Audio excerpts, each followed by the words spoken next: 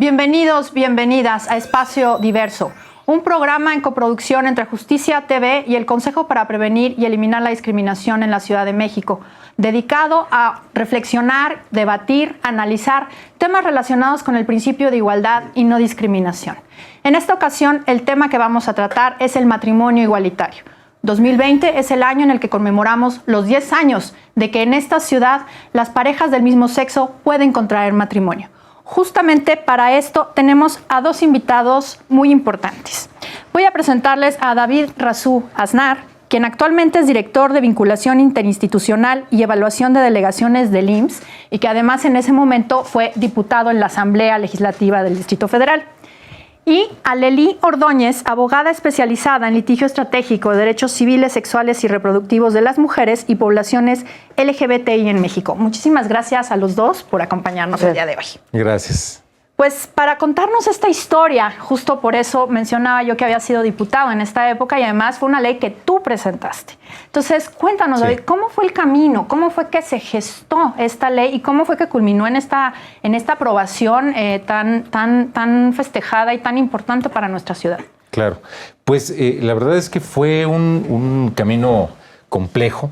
Veníamos, es importante decirlo, veníamos de que se había aprobado apenas unos años antes, en 2006, la Ley de Sociedades de Convivencia, una ley que sin duda fue un paso en el reconocimiento de la existencia de las relaciones y de las familias, insisto, del reconocimiento. Las familias existen desde hace mucho con y sin reconocimiento, pero fue un paso en ese sentido. No todos compartimos el sentido en su momento de la Ley de Sociedades de Convivencia, en particular habíamos quienes teníamos la sensación de que al final lo que creaba de hecho, aunque no lo dijera así, era una institución que mantenía, que cuidaba, que preservaba la discriminación de la diferenciación entre un matrimonio y una sociedad de convivencia.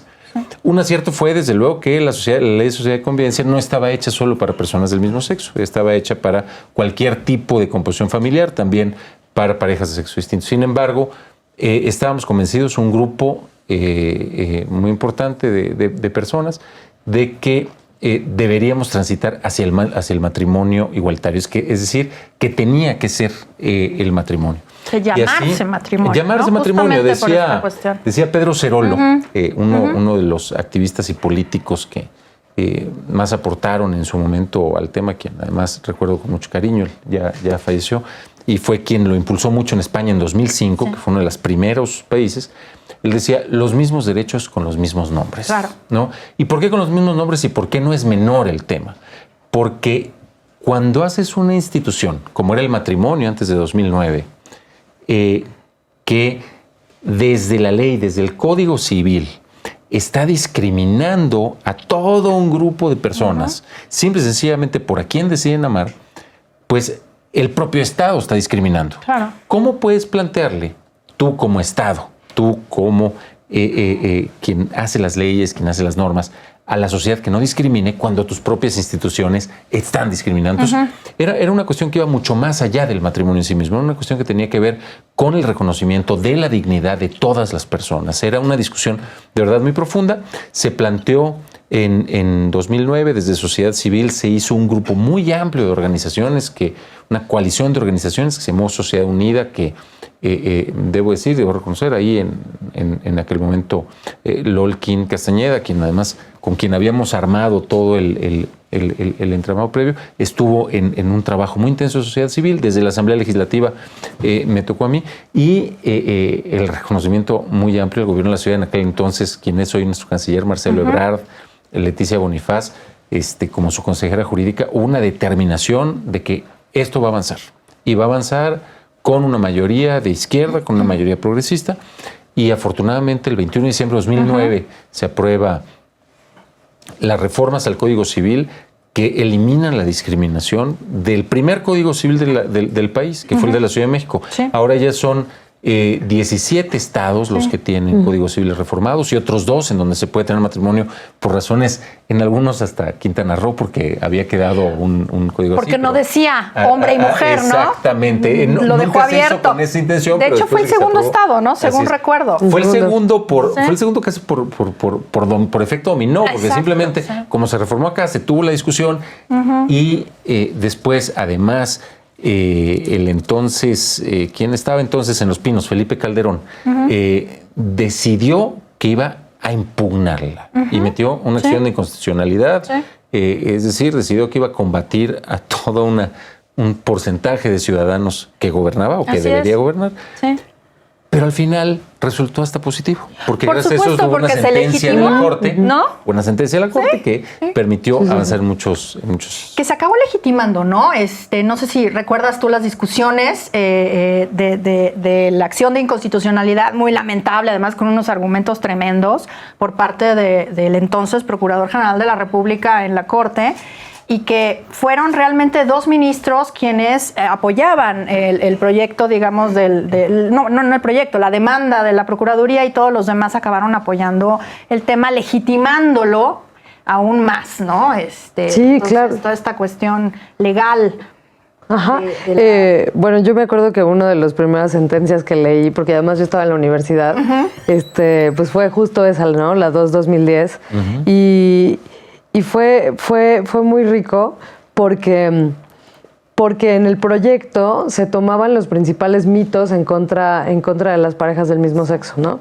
Entonces se tomaban en una frase, luego se desmitificaban y la verdad fue uno de los documentos más poderosos que yo leí, porque además yo no tenía claro, ¿no? O sea, claro, tú decías, oye, pero pues se reformó el 146 del Código Civil. ¿Por qué estamos hablando de adopción? Sí, ¿no? Que esa es una historia que ahorita nos tienes que contar. Sí, claro. Y de pronto saber que el 391 estaba en discusión, entonces yo dije, bueno, no entiendo nada, yo quiero saber de qué va esto. Sí. Y bueno, qué padre que estés aquí.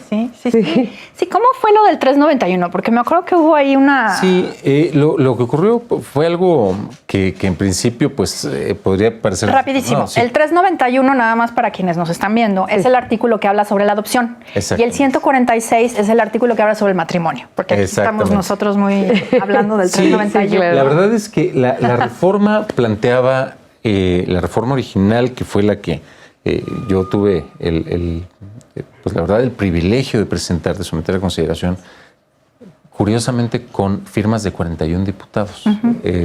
Digo curiosamente porque el 41 tiene es simbólico. En la historia de los colectivos LGBT. Pero 41 diputados suscribieron, yo pues la presenté y solamente reformaba el 146. Básicamente la reforma era muy sencilla, era una reforma con la misma lógica de la española. Lo que hacía era decir, pasar de el matrimonio es la unión entre un hombre y una mujer a cambiar simplemente el matrimonio es la unión entre 2 personas. Lo siguiente era hacía una alusión a la reproducción, cosa que por cierto ya estaba en contra del cuarto constitucional de Simis, de suyo, del canal judicial, entonces podemos hablar en Justicia TV, entonces estas cosas creo que se pueden hablar. Es decir, decía, el matrimonio es la unión de un hombre y una mujer para procurar la comunidad de vida y la procreación. Entonces, eso de la procreación ya de suyo estaba mal. Eso había que quitarlo en cualquier caso. Entonces, quitamos eso y cambiamos hombre y mujer por 2 personas. Esa era toda la reforma.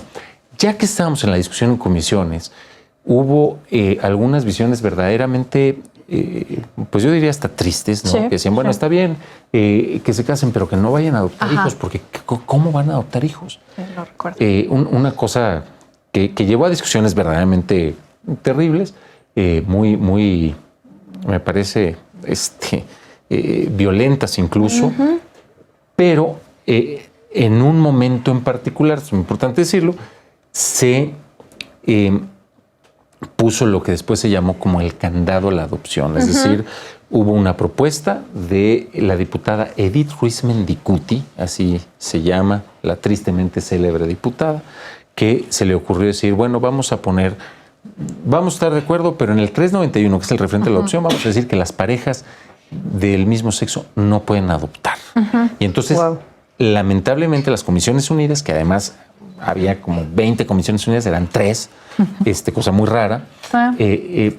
Esa propuesta gana como por un voto, una cosa así. Desde luego la votamos en contra muchos de los que estábamos ahí.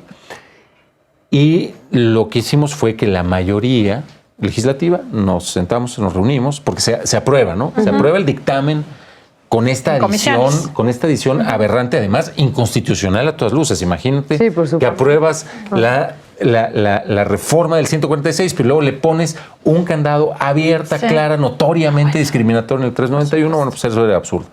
Nos juntamos en la mayoría del Pleno y una vez más ahí la consejera jurídica, el jefe de gobierno, fueron muy importantes. La sociedad civil también, que fue la autora. La verdad es que estas son reformas que si no vienen de sociedad civil nunca progresan.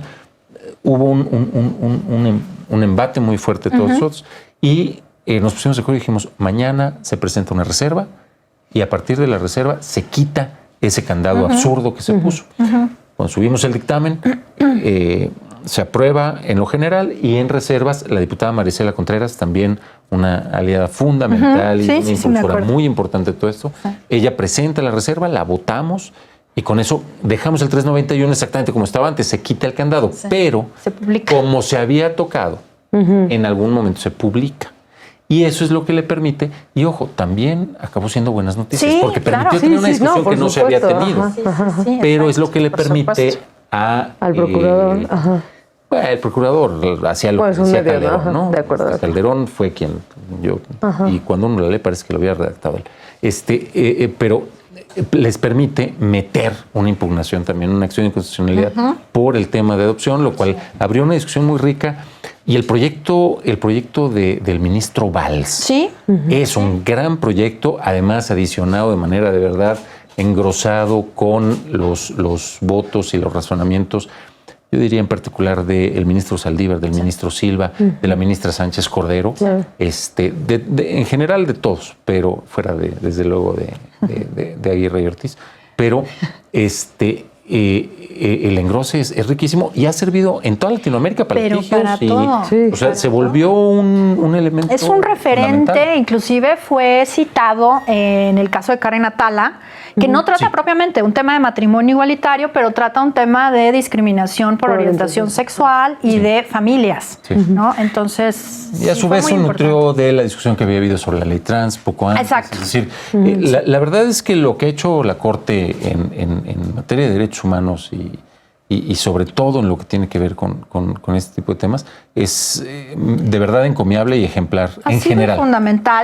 Ha sido fundamental, pero no obstante quiero yo señalar una cosa que no es culpa de la Corte, al contrario, la Corte emitió una jurisprudencia genérica en el 2015, estamos en 2020, en donde decía que cualquier código civil o cualquier norma en general que establezca que el matrimonio entre un hombre y una mujer tiene que ser entre un hombre y una mujer es inconstitucional. Y no obstante seguimos pues con la mitad de los estados sin poder avanzar. Sí, claro. ¿Qué pasa? Incluso dijo que la mención de que el fin del matrimonio es para la reproducción es inconstitucional y pues ve Puebla, ¿no? O sea, que Puebla acaba de intentar reintegrarlo, ¿no? En su Código Civil. Lo modificaron, ¿no? Creo que en Puebla hubo la cuestión de que hubo la acción de inconstitucionalidad en donde ya les dijeron que era inconstitucional y lo volvieron a intentar. Y tenemos el caso también de Yucatán o el caso del Estado de México en donde se han intentado y se han intentado y se han intentado y nada más no pasan, ¿no? Sí. El gran problema es... A ver, a partir de 2015 me parece que fue junio, julio, ¿no? Que sale fue en verano, julio. Esta resolución, esta sentencia. ¿Cuál es el problema? Que tienes que esperar a que se reforme el código y tiene que estar como acechando para porque cualquier reforma al Código Civil puede servir de lo que sea. Entonces, también andan ahí los antiderechos como agazapados viendo que no le toquen nada a los códigos, no vaya a ser que alguien meta una acción de inconstitucionalidad, pero sí son inconstitucionales hoy los códigos civiles de alrededor de 12, 13 estados del país. Son inconstitucionales directamente. Son inconstitucionales y todas las parejas pueden casarse, pero tienen que interponer un amparo. Y lo que cuesta interponer un amparo, ¿no? Sí, por supuesto. Y la discriminación implícita, ¿no? Es decir, si eres una pareja del mismo sexo, tu procedimiento para casarte es a través de un juicio. Tú tienes que hacer un juicio, tú tienes que irte al amparo, y si eres heterosexual, entonces vas al registro civil directamente, ¿no?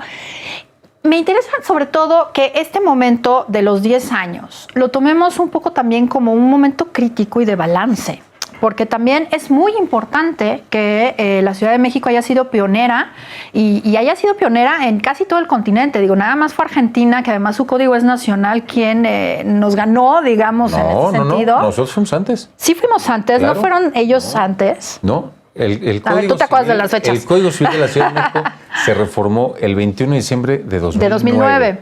Y el Código Civil, que es nacional en efecto, eso sí, ellos fue todo el país, fue el 14 de julio de 2010.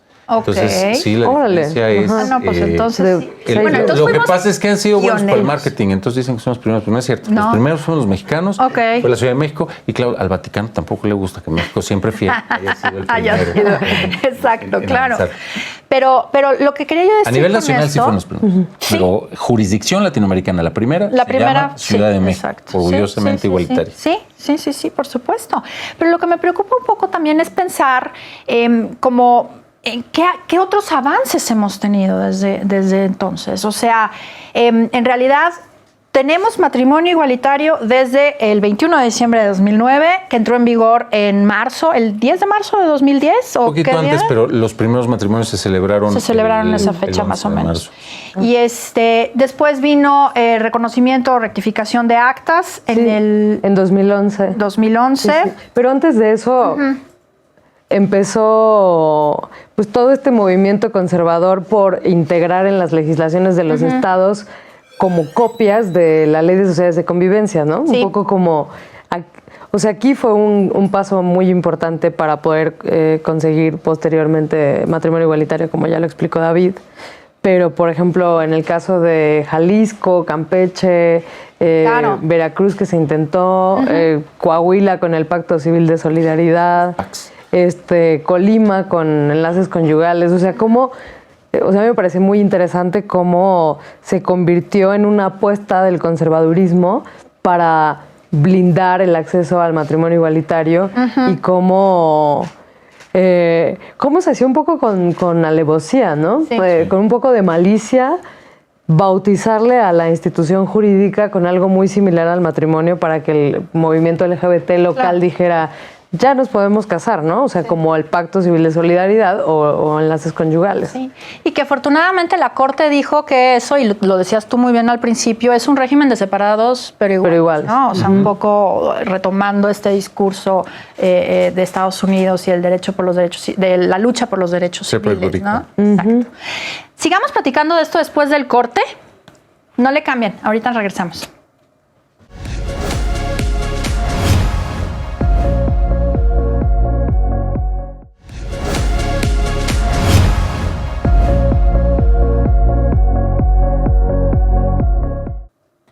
Bien, pues estamos de vuelta y nada más para darles unos datos antes de continuar con la discusión.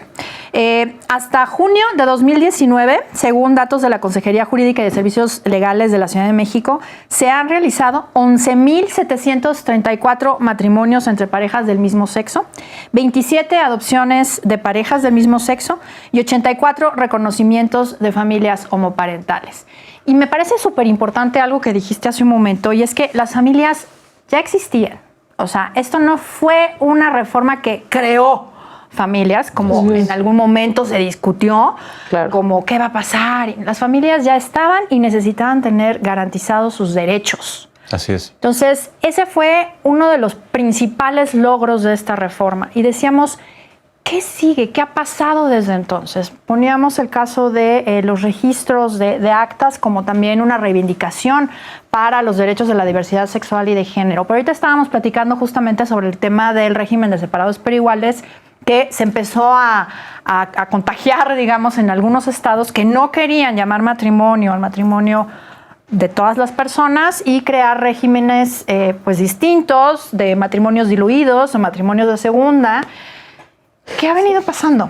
Pues bueno, ya finalmente la Corte se pronunció en contra de este tipo de regímenes, diciendo que este tipo de tratamiento legal como de separados pero iguales es discriminatorio, porque aunque prevea los mismos derechos y obligaciones, y dice la Corte, aunque la única diferencia sea el simple nombre, ya le da un tratamiento a una colectividad como ciudadanos de segunda clase, ¿no? Entonces, bueno, afortunadamente con esa jurisprudencia como que se murió la discusión y también la pugna conservadora por este tipo de instituciones. Sí. Y bueno, ya, eso quedó por la paz. Y como mencionabas, también, o sea, tienes la jurisprudencia temática de junio de 2015, este paquete de pronunciamientos, pues la verdad, maravillosos de la Corte, donde recuerdan a las legislaturas de los estados la obligación que tienen de ir modificando sus códigos, ¿no? A fin de garantizar el acceso a este derecho a todas las parejas del mismo sexo. Me acuerdo de esta jurisprudencia, la de la libertad configurativa del legislador. Ay, no me acuerdo más. Pero bueno, justo va sobre esta mención. No, pero justamente la idea, ¿no? No puedes tú legislar, digamos, de manera libre porque tienes que adecuarte al marco constitucional y sobre todo al marco de derechos humanos, ¿no? Absolutamente. Y yo creo que, yendo un poco a lo que planteabas, ¿qué ha pasado desde entonces? Yo creo que han pasado muchas cosas. Ya mencionaba algunas, pero te diría, el órgano que tú presides es uno de los primeros hijos del matrimonio igualitario. Sí.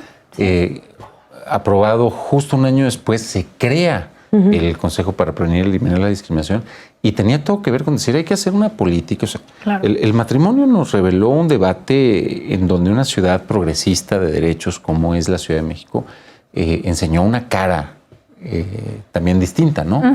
Y quedó claro que era necesario tener una política proactiva de combate a la discriminación. Sí. Y entonces se han creado instituciones. Una de esas instituciones es el COPRED, que se aprueba prácticamente exactamente un año después. Una cosa medio curiosa que te comentaba hace un rato, ¿sí? Que se aprueba y existe, es la única entidad que tiene un órgano como este. Y los resultados ahí están a la vista. Es decir, ha habido resultados. Hace poco veía yo unas encuestas. En la Ciudad de México, la aprobación por el matrimonio igualitario, porque estamos en ese tema, hay muchos otros elementos de discriminación, pero ya está arriba del 60%. Cuando estábamos aprobando la iniciativa, y esto es un tema bien importante, se hizo una encuesta. Yo me oponía mucho a todas las encuestas, porque decía, los derechos no se consultan, y mucho menos se encuestan. Sí, por supuesto. Pero tuvimos, ¿quién para un encuestador que vaya así? Y andábamos abajo del 50%. Imagínate. Es decir, ha subido prácticamente 20 puntos la aprobación. ¿Qué te demuestra eso? ¿Sí? Que cambiar las instituciones cambia la cultura. La cultura cambia las instituciones y las instituciones cambian la cultura. No es uno o el otro, es un círculo que puede ser vicioso o virtuoso. Sí. Y toca a quienes están impulsando los cambios, asegurarse que sea virtuoso. Creo que es lo que ha pasado en combate a la discriminación. Falta muchísimo. Sigue habiendo una violencia terrible, una discriminación terrible, tanto por orientación sexual, por identidad de género, en fin. Y hay una cosa que me parece súper importante, o sea, justo contestando a la pregunta de qué ha pasado desde matrimonio igualitario, y es la reforma de derechos humanos de 2011, la reforma constitucional, que hace posible la interpretación, ¿no? Claro. Y que a mí me lleva al primer caso que bueno, yo recordándome un poco en la universidad, que me dejó sorprendida, y es el caso de Colima. En el ¿cómo se llama? En el municipio de Cuauhtémoc, la directora del registro civil decidió interpretar su propio código para admitir por primera vez, además eso es histórico, ¿no? A una pareja del mismo sexo y casarlas, ¿no? Entonces, ese para mí es el precedente más importante, o sea, considerando, bueno, en conexión de matrimonio igualitario, interpretación, reforma de derechos humanos, y que a mí me hizo pensar por primera vez. Yo les cuento que ahí yo tenía mi primer caso de madres lesbianas y decía, bueno, ¿qué hago, no? Porque claro, o sea, en tu mente pues escolar está amparo, ¿no? Pero bueno, tiene que haber alguna otra posibilidad, ¿no? De que las autoridades hagan su trabajo, interpreten la ley en beneficio de la población y que se puedan utilizar como estas nuevas herramientas de derecho. Entonces, justo el caso de Colima fue para mí como la luz que después nos llevó a al proyecto de reconocimiento de hijos en 2003. Claro. Tú has estado trabajando en ese proyecto, platícanos de eso. Pues bueno, justo en este entorno y con el caso de Irma y Alondra, que justo lo mencionabas, ese fue el primer caso de registro de nacimiento. En ese caso, pues yo no me involucré, ¿no? Yo lo vi en las noticias. Pero me acuerdo que era 2011 y con la intervención de la Comisión de Derechos Humanos del Distrito Federal, bueno, ellas metieron una queja por la negativa del registro civil y con el acompañamiento... Para que les reconocieran a su hijo o hijos, a las dos como madres. Ajá. Ese era el... Sí, o sea, era un registro convencional, ¿no? O sea, dos mamás, un bebé, van al registro civil para que emitan el acta de nacimiento y el registro civil se niega. Entonces, ellas meten una queja en contra de la institución y con el acompañamiento de la comisión consiguen finalmente su acta de nacimiento. Entonces, pues llega 2012, yo conozco a Ana y a Criseida, una pareja de lesbianas casadas, que de hecho en esa primer boda en marzo en esta colectiva, ellas fueron presidente del jefe de gobierno, Marcelo. Exacto, y ellas fueron una de esas parejas, está padrísimo. Sí. Y bueno, luego llegan conmigo, ya tienen 2 hijos, y me dicen, ¿cómo podemos hacer para que las dos seamos madres legales de Diego y Santiago? Entonces, bueno, pues yo sin pensar les dije, adopten, ¿no? Entonces me acuerdo que Criseida me dijo como, pero ¿cómo me puedes recomendar algo así, no? O sea, ¿cómo voy a iniciar un juicio de adopción para ser declarada madre legal de los niños de quien yo ya soy madre, ¿no? Claro. O sea, la verdad yo me disculpé enseguida y dije, no, pues claro, no lo había pensado, ¿no? Sí. Entonces me ofrecía a buscar alternativas legales que no fueran adopción, que fueran rápidas y de ser posible fueran gratuitas. Entonces me acerqué al director del registro civil, en ese momento era Héctor Maldonado, y le propuse eso, que un poco como lo que había ocurrido en Colima, pues hiciera una interpretación de su Código Civil a efecto de incluir a las madres lesbianas en este procedimiento administrativo. Entonces, pues fue un proyecto, pues fue maravilloso, o sea, porque empezó con una familia, se convirtió en 33 familias, la verdad es que yo no me lo podía creer, ¿no? Porque además me acuerdo que Héctor me dijo, oye, ¿y no sería posible que buscaras otras familias que estuvieran en la misma situación jurídica, como para justo demostrar que esto es un fenómeno social y no un hecho aislado? Y yo dije, bueno, pero ¿de dónde vamos a sacar más familias, no? No, bueno, o sea, lo que ocurrió es que Ana y Criseida, que ya eran unas activistas reconocidas, y yo, o sea, ese era mi primer acercamiento al activismo. Ellas hicieron un grupo en Facebook, que hoy es la Red de Madres Lesbianas, que pues es una organización inmensa, y muy fuerte además. Y bueno, pues reunieron a muchas madres lesbianas y justo ahí les preguntamos, oigan, ¿alguien está en esta situación y que quisiera hacer esto? Y fue maravilloso porque justo en 3 semanas conseguimos 33 expedientes y pues yo llegué con el director como... ¿no? Aquí están. Con torres de expedientes. Aquí están todos los casos. Sí, fue una cosa maravillosa. Y claro, o sea, un director pues un poco temeroso, como, bueno, ¿cómo voy a hacer esta interpretación? La verdad fue muy interesante cómo se fue armando el proyecto y el apoyo. Empezaron a entrar organizaciones de la sociedad civil, incluso un par de diputados, 2 diputadas federales y un diputado local también apoyaron el proyecto, el Instituto de Investigaciones Jurídicas de la UNAM, la Comisión de Derechos Humanos local, y pues ya no sé qué más hicimos. Creo que hicimos una petición en Change incluso, ¿no? Claro, sí, me acuerdo que fue todo un movimiento, ¿no? Porque justo era como pues realizar, digamos, si se puede decir así, la reforma, porque el casarse no acaba con el acto de firmar el matrimonio, ¿no? Sí. O sea, implica en muchos casos además la fundación de una familia que involucra hijos y justamente esto que pone en jaque, digamos, este derecho familiar tradicional que entiende un papá, una mamá con sus hijos biológicos, Así es. ¿Qué pasa después de todo eso, no? ¿Qué crees que que hubiera sido necesario, digamos, para impulsar además esta garantía de la diversidad familiar? Porque entiendo que fue algo muy importante haber logrado la reforma del 146. Por supuesto. Pero ahí nos quedamos en la Ciudad de México y esa es mi crítica. O sea, en 2009 eso se logró y fue muy importante porque era casi imposible, digamos, y como lo dijiste, fuimos la primera jurisdicción en el continente, o en Latinoamérica más bien, porque había algunos en Estados Unidos y Canadá, que reconoce esta posibilidad.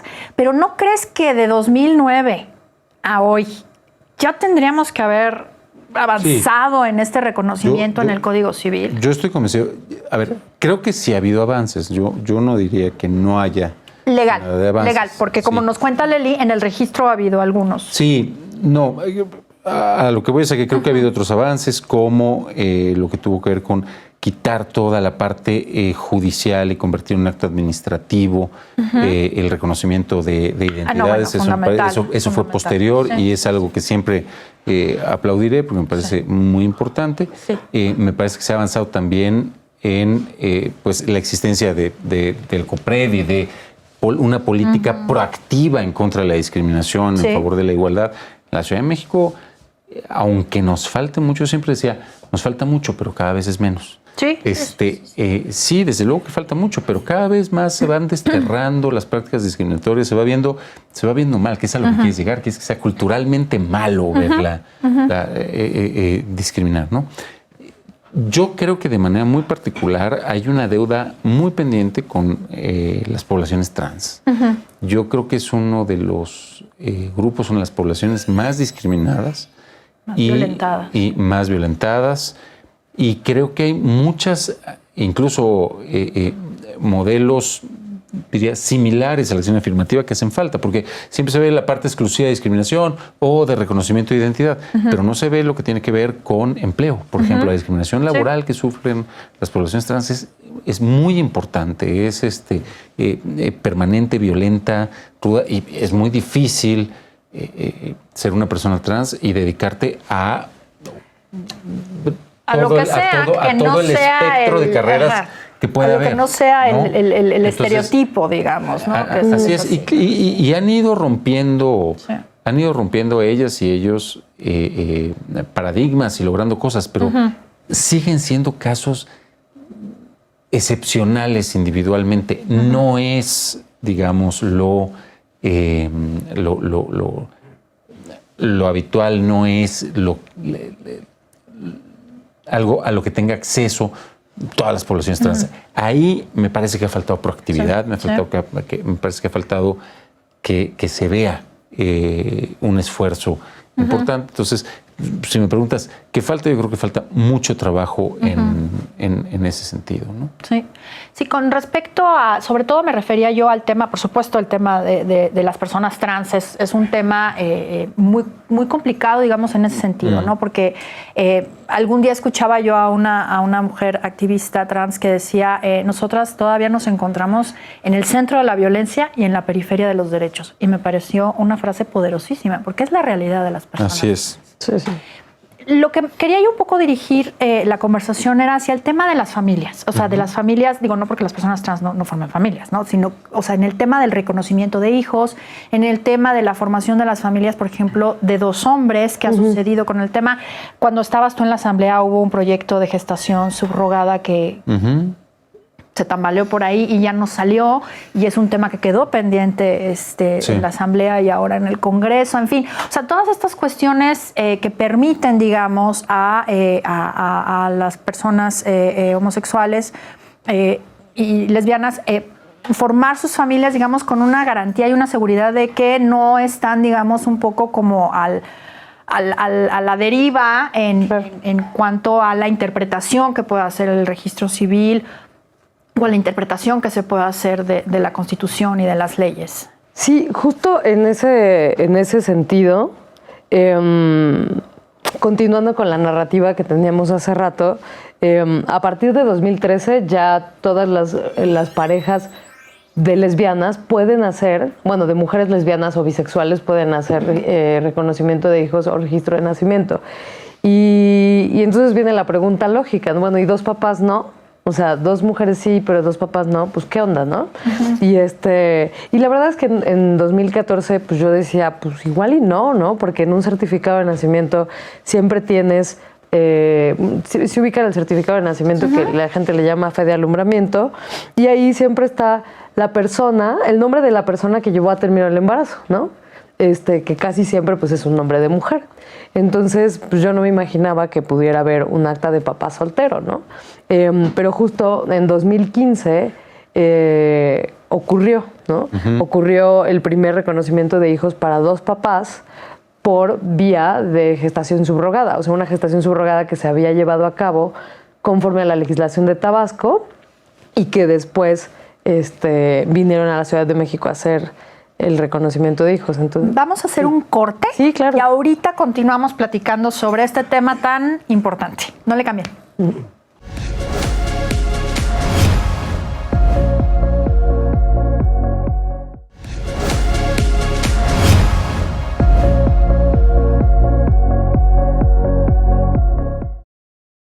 Pues estamos de vuelta y estamos platicando justamente sobre pues qué sigue, qué ha hecho falta después de la aprobación de matrimonio igualitario hace 10 años, de la posibilidad de la rectificación de actas para personas trans hace 5. Y estábamos platicando justamente sobre esta posibilidad de que las parejas homoparentales, sobre todo hablando de parejas de hombres, pudieran formar una familia. Sí, por supuesto.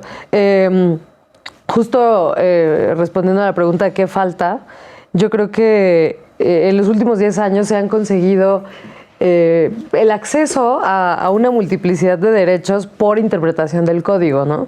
Sí. Sin embargo, sabemos que cada que cambia la administración del registro civil, pues pueden cambiar los criterios, ¿no? Y de pronto podemos estar como mirándonos en retrospectiva y teniendo que volver a buscar esa interpretación que crea un criterio con una aspiración de estabilidad, ¿no? De hecho, a inicios de este año, la Dirección General del Registro Civil emitió una circular donde mencionaba que el reconocimiento de hijos para madres lesbianas ya no era procedente, ¿no? Entonces... ¿Cuándo pasó eso? En marzo, más o menos. Entonces, bueno, se tuvo que hacer una acción pues, de sociedad civil muy importante para frenar y pues hacer retroceder pues a este nuevo registro civil. Con esa interpretación conseguimos finalmente otra circular que desdecía la circular anterior, etcétera. Pero eso te lleva a considerar la urgencia de tener una reforma que tenga esos derechos que ya se han conseguido mediante interpretación, pero ya definitivamente en el Código Civil. Y que en el fondo es una barbaridad, porque además, sí. Claro, el Código Civil cuando se redacta, nuestro Código Civil data de 1859, sí. ¿no? Sin embargo, en su momento fue revolucionario. Es decir, es muy curioso porque los argumentos que se esgrimían contra el matrimonio igualitario recuerdan mucho, si uno se pone a leer debates, a los argumentos que se esgrimían en contra del Código Civil. El Código Civil estaba quitando a la Iglesia la exclusiva del matrimonio. Claro. Y eso en aquel momento era... No, bueno. Pero de verdad muy parecido. Ahora, claro, no estaría en el espíritu, pero al final la institución del matrimonio y la filiación de los hijos, en el espíritu del código es, si los hijos nacen cuando la unión ya tuvo lugar, cuando ya estás casado o casada, los hijos son de la pareja. Sí. Es directo. Ahora, sí. Es medio absurdo que si no fue así, exactamente así, si cada quien tiene hijos por su lado, se casan, pues entonces no se pueda, sino que haya que hacer todo este entramado, pues sí creo que es algo que urge que tenga reconocimiento, ¿no? Por supuesto, ¿no? Y sobre todo pensar que el Código Civil, pues justo, ¿no? O sea, tenemos un Código Civil antiquísimo y que se ha ido, pues más o menos acomodando no voy a decir la modernidad, en un sentido de de lo que está de moda, sino más bien en una cuestión relacionada con el reconocimiento y garantía de derechos. Claro. Y entonces en este sentido se ha ido adecuando, pero aún así cuando tú lees el sistema completo familiar que ordena, que regula el Código Civil, pues sigue siendo esta familia tradicional en donde regula determinadas cuestiones entendiéndolas como desviadas, digamos, de esta familia tradicional, natural, biológica. Yo creo que cada vez menos. O sea, cada vez menos. Se ha ido adecuando. O sea, sí. Lo que quiero decir es, se ha ido componiendo sobre la marcha. Hacer ¿no? un ejercicio de todos los elementos, aún discriminatorios, tanto en Código Civil como en Código Penal, sería interesantísimo. Es decir, de verdad disectarlos, va a salir un montón y va a salir un paquete de reformas interesantísimas para cualquier legislador. Se hizo por parte de CONAPRED hace 5 años quizá. Justo la evaluación de los códigos civiles de toda la República y te encuentras con unas joyas todavía terribles, ¿no? Y la propia institución de la adopción es una cosa que también creo, y esto, ojo, lo digo ya en términos de cuestiones familiares, no solo parejas del mismo sexo o de sexo distinto. Es irrelevante. La adopción sigue siendo una institución sumamente tortuosa y compleja en el país, cuando hay además miles de niñas y de niños que tienen derecho, tienen derecho a tener una familia. Es un derecho que nosotros, como mexicanos, consideramos como tal, ¿no? Y sin embargo, el modelo de la institución de la adopción hoy, la verdad es que en gran medida se los niega. Sí, al final, perdón, quería... No, para nada. O sea, justo pensaba en los números, lo dicen, ¿no? O sea, 27 adopciones desde que el derecho es accesible es algo gravísimo. Me parece que son muy pocas, 27 adopciones. En el caso de parejas, 34 reconocidos. ¿No? Es en el caso de parejas o de familias homoparentales, pero aún así, ¿no? Incluso si ves en ilustra el sistema global de también. las familias, sí, porque... Yo te diría que sería difícil encontrar que el número sea bajo por cuestiones de discriminación. Tiene que ver más con el proceso de la institución de la adopción, que creo que tendría que haber sido ya revisado hace mucho tiempo. Habría que promover las adopciones, desde luego, cuidando el interés superior del niño y de la niña. Sí, nadie está diciendo, porque cada vez que uno dice eso, dice, es que quiere... No, a ver, nadie quiere que tengan ninguna mala experiencia. Tampoco es que los albergues sean la mejor de las experiencias, ¿no? Pero sí hay mecanismos, me parece. Por supuesto, y que además quedó plasmado justo en la acción de inconstitucionalidad 2/2010, que es la de matrimonio igualitario y adopción, porque ahí justamente se trató todo el tema del sistema de adopción. Así es.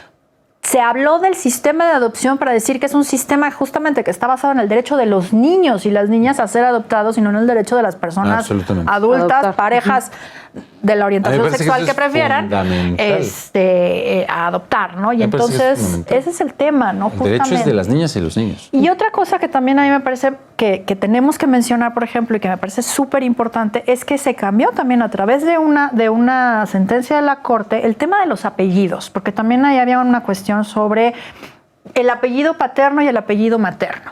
Y entonces, en los casos de parejas del mismo sexo, ¿quién era... O sea, ¿cuál era el apellido paterno y cuál era el apellido materno? ¿No? Eso tuvo ahí una cuestión en parejas de mujeres, ¿no? Cuéntanos. Sí, por supuesto. De hecho, en medio del proyecto de reconocimiento de hijos, el diputado local que apoyaba este proyecto, Óscar Moguel se llama, hizo una iniciativa y lo llevó a la Asamblea Legislativa. Acto seguido, Antonio Padierna metió la suya, y había una también del PRI, un poco en el mismo sentido. De hecho, pues se aprobó en el Pleno, luego se devolvió con modificaciones por parte de la Consejería Jurídica. Y bueno, pues la verdad es que se murió políticamente ahí, ¿no? O sea, porque la verdad es que las consideraciones que tenía la Consejería Jurídica eran absurdas.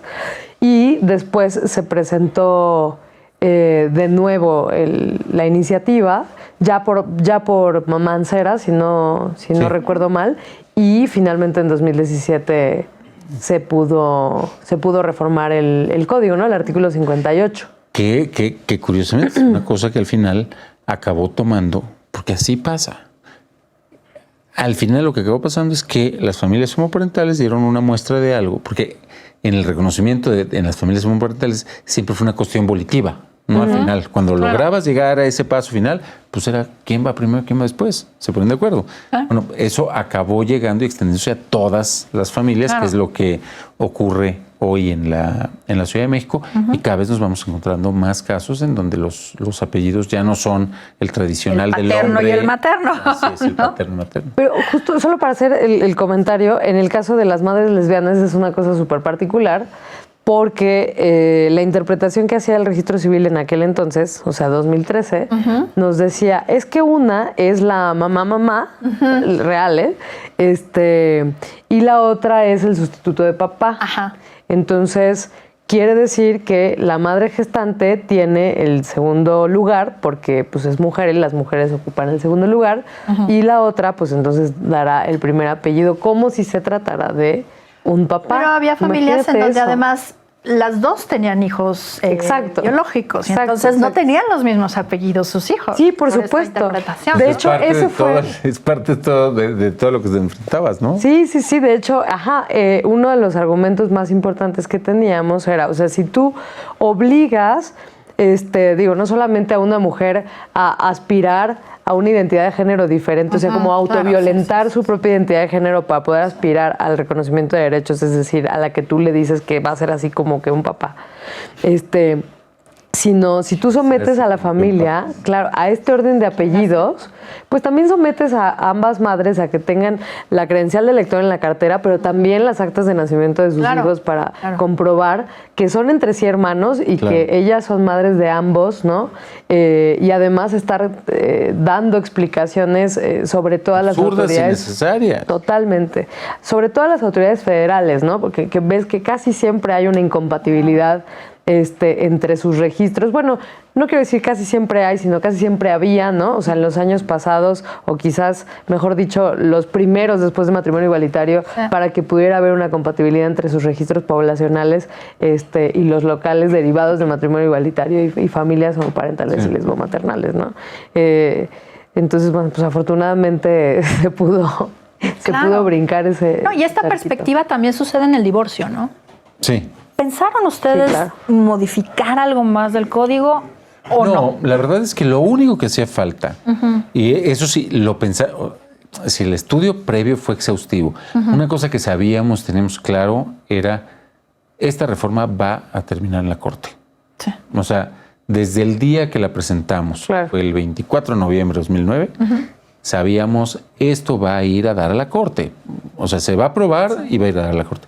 Entonces sí hubo un estudio muy exhaustivo de todo el Código Civil y de ahí fue que dijimos lo simple es bello, ¿no? Sí, como dice esa frase. Sí, no, por eso la reforma fue quirúrgica y fue bien poquito. Fueron 3 palabras la reforma que desató después toda esta situación. Sí. En términos de divorcio, la verdad es que no había que tocar nada. Hay un fenómeno que no tiene que ver con la parte jurídica, tiene que ver mucho más con la parte social. Hay un fenómeno muy curioso, no lo traes en tus datos y no sé cómo esté hoy, pero la tasa de divorcios de las parejas del mismo sexo es bajísima comparada con la de parejas de sexo distinto. Sí. Es una cosa que año con año veíamos cómo iban evolucionando los números y estaba siempre entre el 1 y el 2%, mientras que entre personas del mismo sexo se iba a 10, a 15, a 20, ya no me acuerdo, la verdad. Sí. No. Y claro, tiene que ver con muchas cosas, entre otras que sigue existiendo una gran discriminación. Entonces, quienes determinan casarse, una pareja del mismo sexo que determina casarse, lo cual es también un ejercicio de libertad de expresión, es expresar, es decirle al mundo, yo decirlo también. ¿no? Entonces, generalmente, es una hipótesis, no lo he probado, ¿no? Pero lo que creo es que con toda esa discriminación encima, realmente quien toma esta decisión suele haberlo pensado muchísimo más, haberle dado muchas más vueltas, y el matrimonio es la consecuencia de una serie de situaciones y tal, y de una relación quizá en ese sentido, no lo sé, insisto, es muy aventurado decirlo, pero creo que más consolidada en muchos casos, mientras que entre personas de sexo distinto es como automático, ¿no? Es como automático. En una pareja del mismo sexo no es tan automático, aunque para allá va. Y qué bueno, Que al final bueno, pues, los al final del sean vamos, que los incentivos sean iguales para todo el mundo, cada quien que sea distinto, pero con mismos derechos. Quería yo retomar eso un poco porque me acuerdo muy bien que en el no sé si se llama informe de la acción de inconstitucionalidad que presentó la Asamblea, justamente uno de los argumentos fuertes fue ese.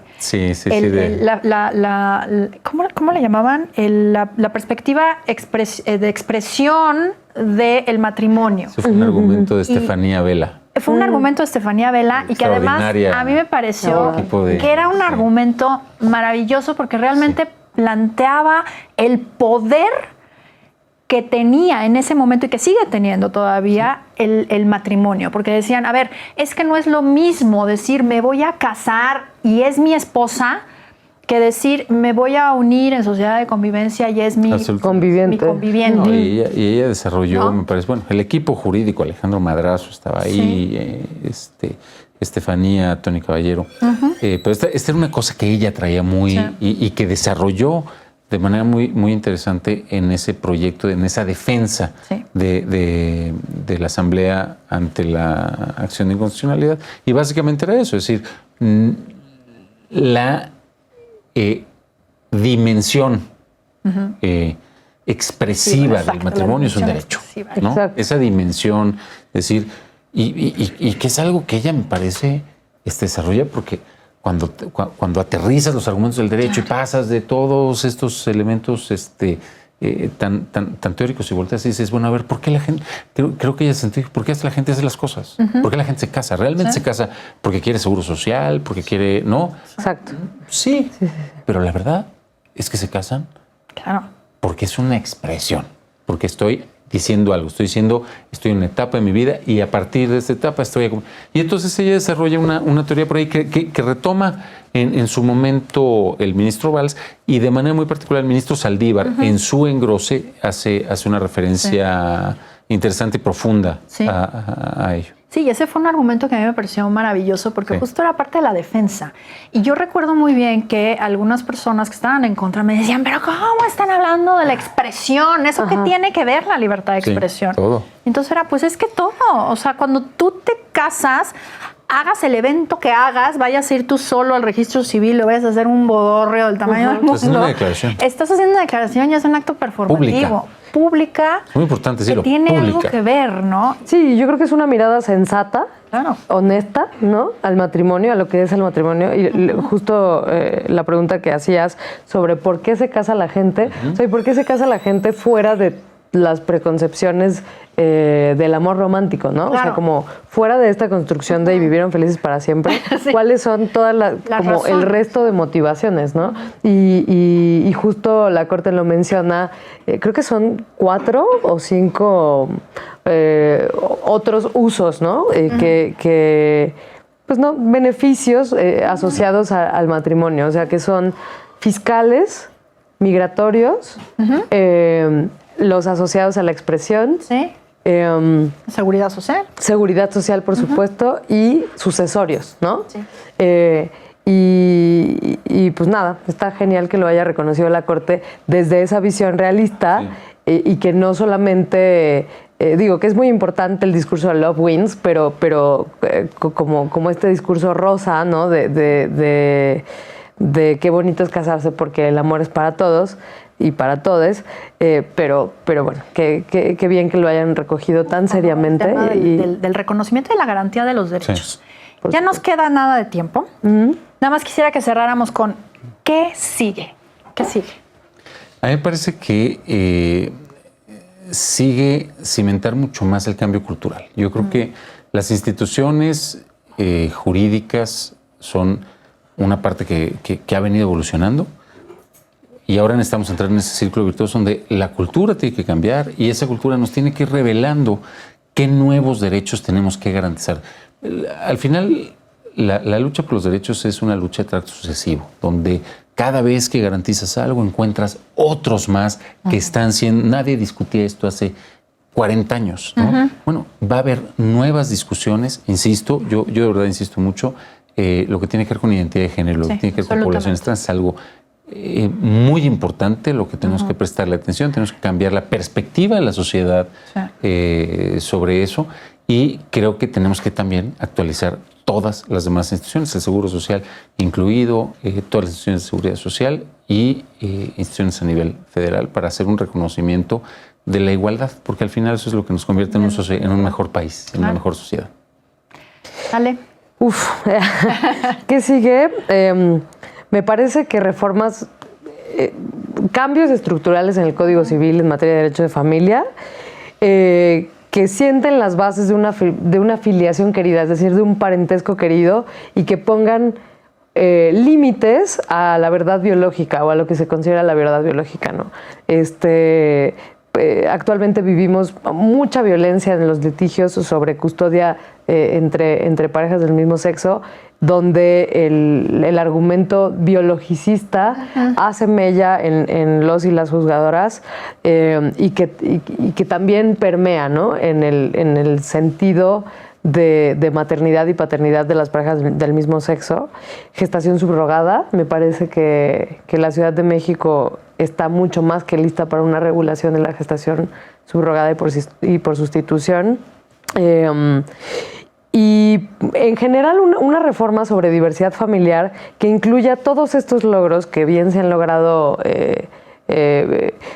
pues por una acción colectiva coordinada, a veces en conjunto con el gobierno de la ciudad, a veces no, pero que pongan estos logros definitivamente en el Código Civil: registro de nacimiento, reconocimiento de hijos, una regulación para la gestación por sustitución, y cuestiones relativas a la filiación querida. Y bueno, ya si me dejas ir más lejos, pues retirar algunas menciones tan violentas, ¿no?, que como mencionabas existen en tantos códigos civiles por esta herencia del tiempo, pero que definitivamente hay que ir limpiando, ¿no? Pues tenemos muchos temas que seguir conversando. Yo creo que este año de 2020, a pesar de que fue aprobada en el 2009, pero yo creo que 2020 es una ocasión para seguir charlando sobre esto, ver qué sigue, porque pues esta es una ciudad de derechos, una ciudad igualitaria, y todavía nos quedan muchas discusiones más. Les agradezco muchísimo su presencia en Espacio Diverso, y pues nos vemos aquí en la próxima. Gracias. Hasta luego. Gracias.